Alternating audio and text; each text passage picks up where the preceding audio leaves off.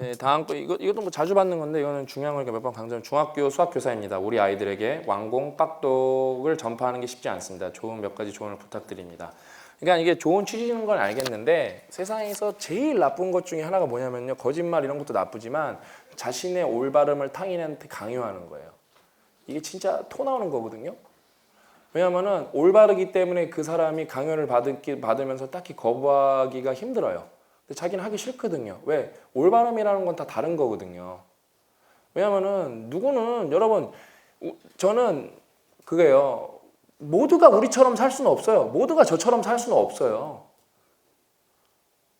그러니까 모두가 잘 될 수가 없다니까요. 그냥 어떤 사람은 이 자본주의, 민주주의 시스템 아래서 이 정도 혜택을 누리면서 살면 충분하다 하면 그 사람을 인정해 줘야 돼요.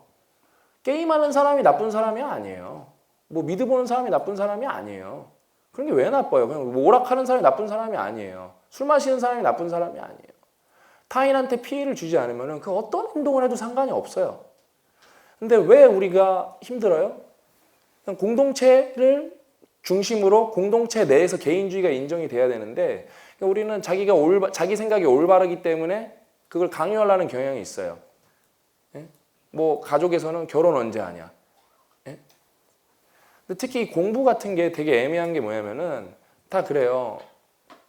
여기도 비슷한 게 있어요. 뭐냐면은 사장으로서 직원들을 모티베이션 높이는 방법. 그러니까 이런 게 다 욕심이에요. 사장으로서 직원들을 모티베이션을 높일 수 있으면 여러분 어떻게 되는지 알아요? 어떻게 돼요? 돈을 많이 벌어요. 이게 그럼 다른 말로 무슨 말인지 아세요? 어떻게 하면 제가 돈을 많이 벌 수 있을까의 다른 표현이에요. 네?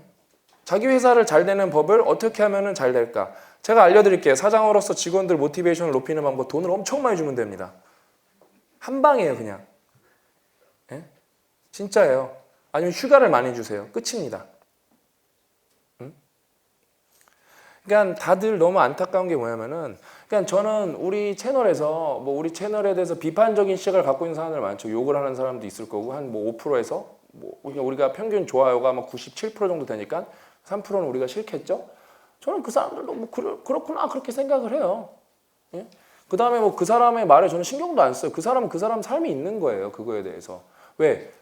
어떨 때는 우리 말이 틀린 걸 수도 있다니까요. 우리가 예를 들면 전반적으로 진짜 열심히 졸고하자, 빡세게 살자 그건데 내가 지금 실현 상태고, 내가 우울한 상태고, 내가 진짜 그러니까 막 진짜 내가 뭔가 세상을 다 잃은 것 같이 무기력한 상황에서, 예? 당장 내가 쉬고, 진짜 어떤 사람은 힐링이 진짜 필요한 거 있는데 가짜 힐링이라는 거 여론을 몰아가면서 그 사람을 못 쉬게 하고, 예? 무조건 너가 열심히 해야 돼, 너가 잘못이야. 그게 더 나쁜 거예요, 그게요. 그래서 특이한 게 뭐냐면은 뼈아대는 그게 없어요. 좋아요, 구독 눌러주세요 그런 말이 없어요. 그게 원래 행동 경제학이에요. 그런 걸 하면은 조금 유도가 실제로 되기 때문에 사람들이 그걸 꼭 중간중간에 계속 넣는 거예요. 우리는 안 들었든 듣든 상관이 없어요. 그거에 대해서. 여러분 인생 여러분이 사는 거예요. 그거에 대해서. 그냥 제가 왜냐면은 이걸 해서 바뀐 사람들이 부작용이 그거예요. 너도 해야 된다예요. 특히 제가 서점 투어 같은 거 하면은 제일 싫은 게 뭐냐면은 막 자기 자녀들 데리고 나오셔갖고 얘한테 한마디 좀 해달라는 거예요. 예? 그거 이제 어머니 아버지 정신병 초기 증상이에요. 그거 다 상담 받으셔야 돼요. 예? 아직 한참 멀은 거예요. 예? 내 여자친구 데리고서 여자친구한테 한마디 해달라고. 제일 좋은 거는 뭐냐면은 옛날에 하이라이트가 그거예요. 어떤 여자친구가 남자친구랑 헤어졌는데 저 때문에 헤어졌대요. 남자친구가 이 자기 개발에 중독이 돼갖고 영국에서 사귀었는데 연애도 안 하고 결국에는 자기랑 소홀해지더니 헤어졌대요. 근데 어느 순간 자기도 모르게 자신도 제 팬이 돼 있어갖고 자기도 열심히 자기 개발하면서 살고 있대요. 예? 그런 게 정상적인 거예요. 그러니까 이 여자애는 그 남자친구가 너무 변하는 게 너무 멋있고 좋았는데 그 남자친구는 그 사랑보다 자기 개발의 감정이 더 높았던 거예요. 거기서 오는 자기 존중감이 훨씬 높았던 거예요. 그러니까 어쩔 수 없지만 자기 인생 선택한 거예요. 그렇게 해서 바뀌고 그러니까 가족이 저를 다 좋아하고 부부가 저랑 고작가님을 다 좋아하고 그런 경우도 많아요. 그건 아주 자연스러운데 그러니까 막 그래요. 어떤 사람은 하소연해요. 뭐 맨날 왕공 읽어야 된다. 일주일장 맨날 읽어야 된다. 해서 잘 읽으면 너무 재미없다는 거. 그건 안 되는 거 그렇게 하면은요. 진입장벽을 낮춰둔가 설명을 해주던가 배경 설명해주던가 그래야 되는데 그냥 무조건 강요를 하는 거. 이게 좋은 거니까 봐라.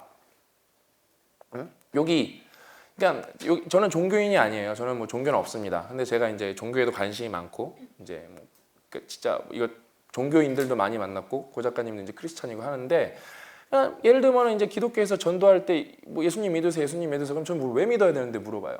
천국 간대요. 그러니까 뭐 그런가? 그런데 제가 그럼 사람들한테 알려주는 게 있어요. 제가 볼 때 제가 생각하는 설득과 전도 다 똑같은 게 있어요. 종교인들이 있으시죠?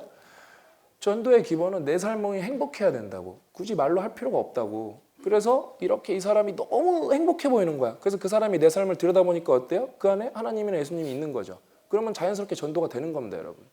예? 전도라는 거는 뭐예요? 뜨거운 것에서 차가운 걸 잘 이렇게 흐름이 생기는 거예요. 강요한 차가운 걸 뜨거운 걸 밀어붙일 수는 없어요, 이렇게. 비가역은 안 되는 거예요. 예? 그러니까 너무 그런 거 보면서 제가 안타깝죠. 자연스럽게 할 수 있고 그 다음에 뭐라 그럴까 인위적으로 하면 안 되는 게 세상에서 되게 많은데 사람들은 되게 인위적으로 왜 자기가 옳다는 왜곡된 신념 아래. 그러니까 이 선생님의 취지는 알겠어요. 이렇게 되면 친구들이 좋겠죠. 결국에는 제가 볼 때 제일 관심 있는 친구들부터 도와주는 게 제가 볼 때 제일 좋은 거고 그다음에 본인이 행복해야 돼요. 제가 볼 때. 먼저 이제 제가 강론을 말씀드리면 이분이 이제 좀 대화를 안 했으니까 어떤 상태인지 모르지만 일단은 완공책이 500페이지 맞죠? 500페이지잖아요. 그러니까 기본적으로 벌써 이 완공책 자체를 저한테 만약에 이거를 적용해봐라 저도 힘들어요. 이 내용이 많으니까. 그래서 제 생각은 우리 또 완공책 나왔잖아요. 그러니까 뭔가를 너무 총체적으로 하려고 하지 말고 하나부터 해보는 거야. 하나부터. 일단은 그 수학 선생님은 평균의 종말을 꼭 읽어보시고요. 꼭 읽어보셔야 돼요.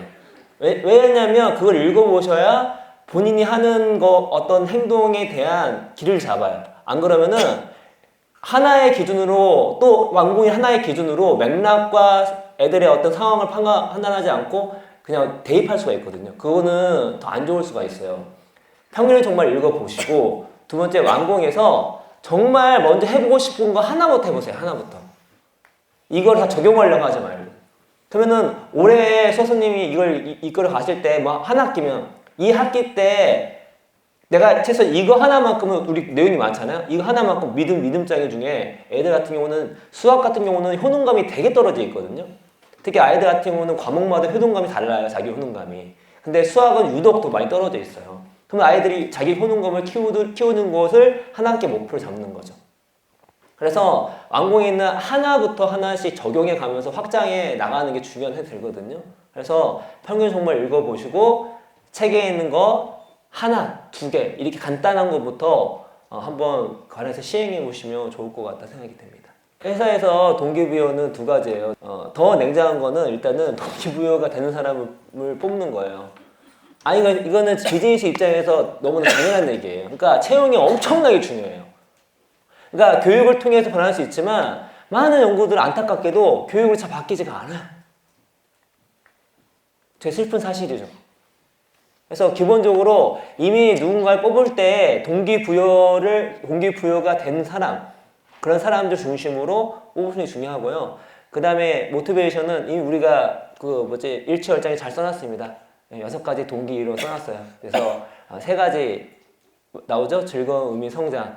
이거를 본인의 회사 내에 세팅시킬 수 있는 것이 필요해요. 왜냐면 말 한마디로 동기하는 거는 한계가 있거든요. 회사의 시스템 자체가 동기부를 일으켜야 되는데 그러려면 즐거움, 의미, 성장 중에 3개는 무조건 잡으셔야 돼요.